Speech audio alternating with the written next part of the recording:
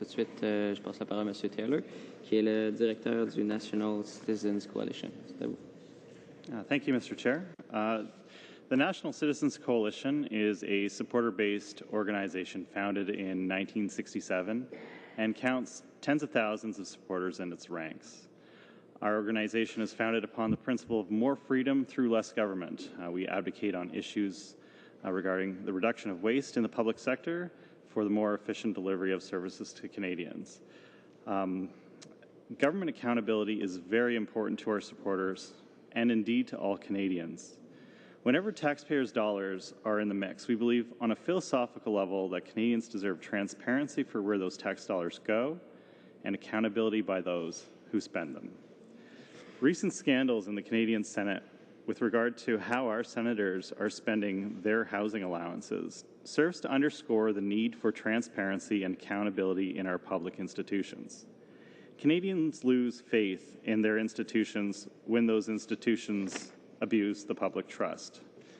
Since human fallibility seems to be fairly consistent, the system must account for it, and accountability measures must be built in. We are here to provide testimony in support of Bill C-461. The CBC and Public Service Disclosure and Transparency Act is an important piece of legislation to bring transparency and accountability to the spending of public dollars at the Canadian Broadcasting Corporation. The CBC is the recipient of over $1 billion taxpayer dollars every year.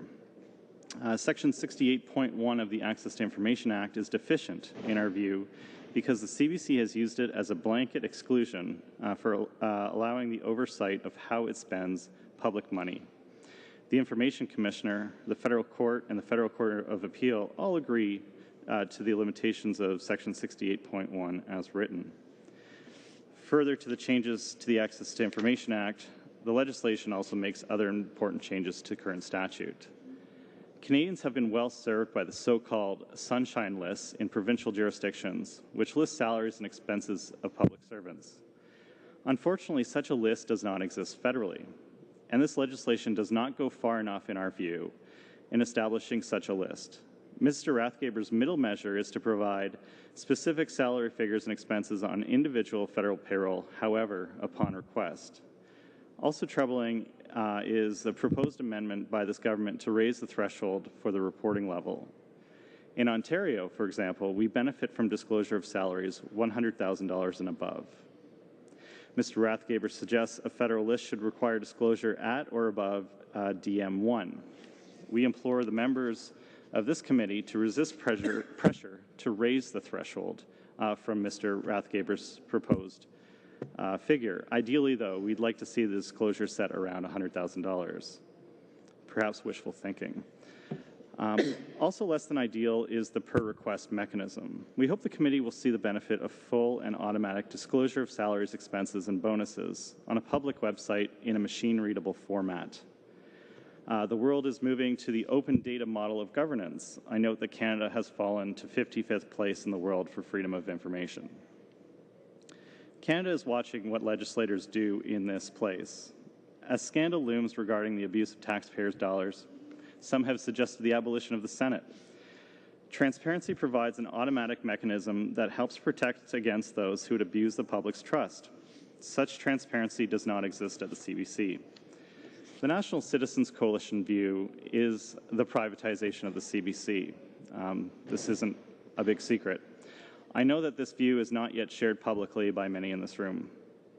However, if the CBC is to receive public dollars, it suffers a legitimacy gap when it refuses to disclose how those dollars are spent.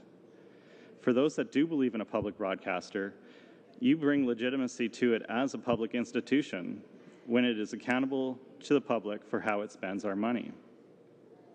Regarding the CBC-related amendment to this legislation, that is to include an exclusion for journalistic source protection while allowing for an injury test exemption on programming-related information disclosure.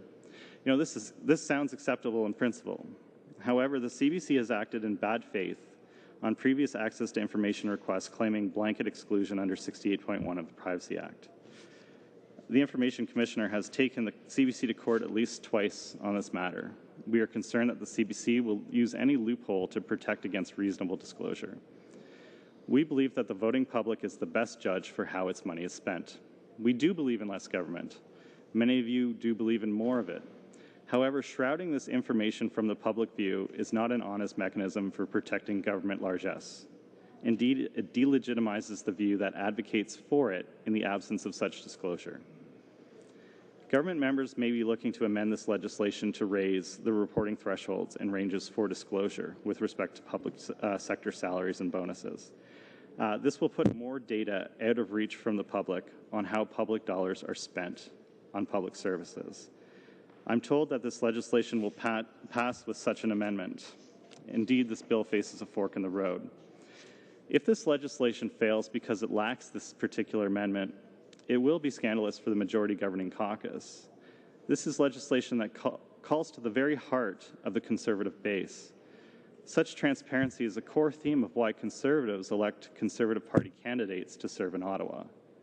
If this legislation is amended to raise the disclosure limit and passes, it will be a watered-down, paler version of itself.